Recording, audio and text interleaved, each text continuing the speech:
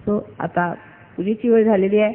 आता मी पुण्यालाच वास्तव्य करायचं ठरवलेलं आहे आणि आज शिवपूजा इथे करून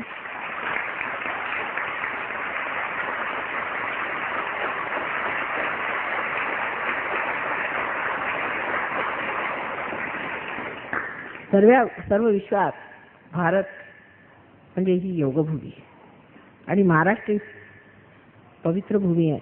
कुंडलिनी साऱ्या जगाची. महाराष्ट्र म्हणजे केवढा मोठा देश आहे, त्याचं वर्णन करावं तेवढं थोडं आहे. आणि त्यात महाराष्ट्रात पुणे हे त्याचं हृदय आणि ह्या ठिकाणी शिवाची स्थापना करायची आहे. आणि माझं इथे वास्तव्य झाल्यावर कैलासच इथं उतरला पाहिजे अशी माझी इच्छा आहे आणि तुम्ही सर्वांनी त्यात मदत केली पाहिजे. आणि कैलासवासी जसे लोक असतात की कैलासावरती राहून अगदी थंड वनाने थंड प्रकृतीचे, तसे आपण सगळ्या सहयोगाने इथे झालं पाहिजे. लोकांना वाटलं पाहिजे की पुण्यामध्ये खरोखर साम्राज्य कैलासासारखं ती सदाशिवाचं आहे.